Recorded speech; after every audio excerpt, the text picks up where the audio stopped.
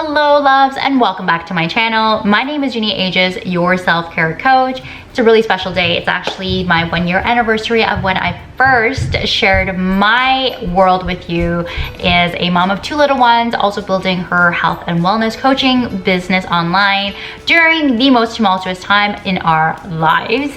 And so I'm so happy to be bringing you another video this year, sharing you all my best tips and tricks when it comes to mindset, meals, movement, and mental wellness. The best channel for sharing tips on how to prioritize self-care so that you can become the best version of yourself.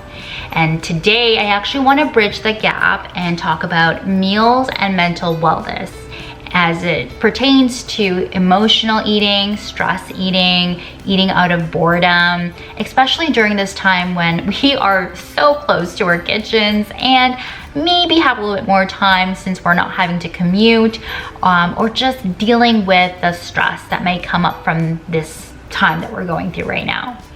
So if you can resonate with this topic and it's something you're interested in, then be sure to stick around.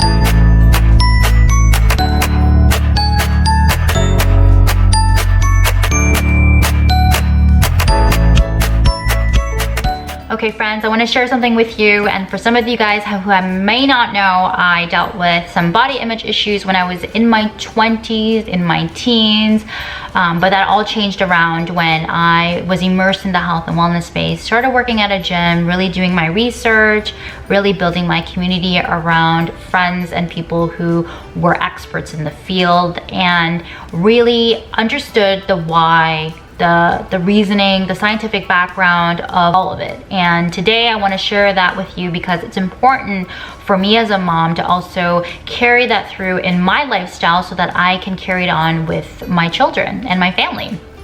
So specifically, I want to talk about emotional eating because I think that's a big topic right now. And I want to share with you the 5-step system of what I say to myself, or what comes up for me when I do feel those hunger pains when I'm wanting to eat.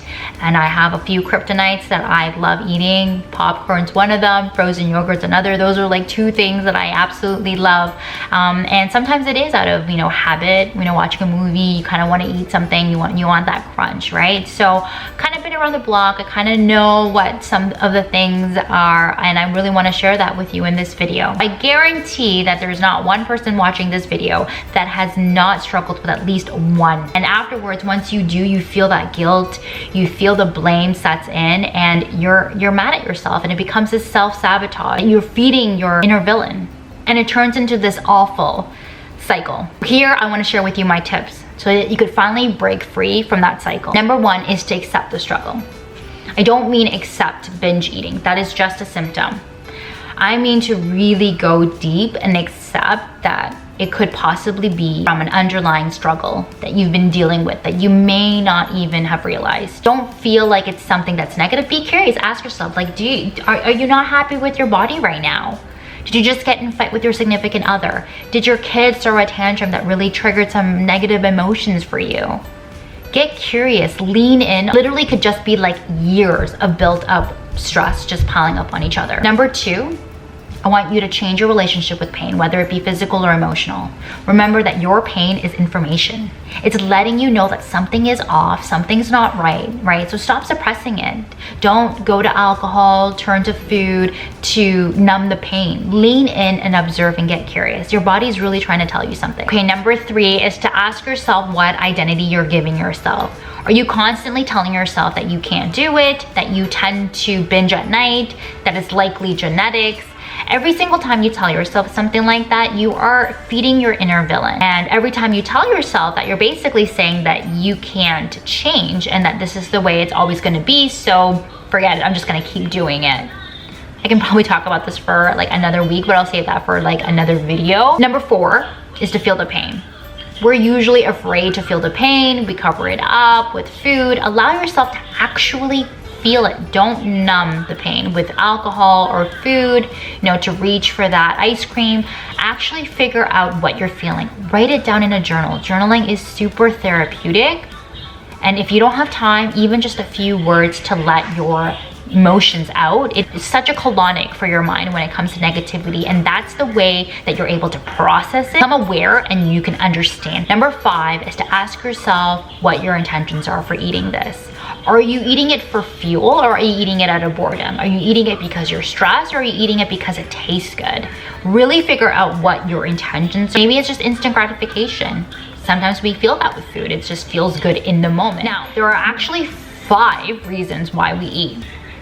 Health, hunger, enjoyment, numbness, and pleasure. I want to talk about enjoyment and pleasure. Now, some clients have really expressed to me that they get really nervous around social settings, and I know that, you know, with the lockdown we don't really have social settings, but there will come a day where everything's going to open up again and we're going to be faced with those situations again. So I want to share with you how you can handle it. Tell yourself ahead of time how much you're going to eat. Like, literally portion out in your head how much you're going to eat, and I recommend maybe sticking to 1 portion versus like 2nd helping, 3rd helping. So then you're becoming mindful of it, and you're not just eating mindlessly. And that's kind of where we fall into the trap of mindless eating, where we literally scarf our food down because we're so distracted by what's in front of us that our mind and our stomach can't register that it's already full. So by that time we've already overeaten, and we're not listening to our hunger cues because we're distracted. Now let's talk about boredom, right?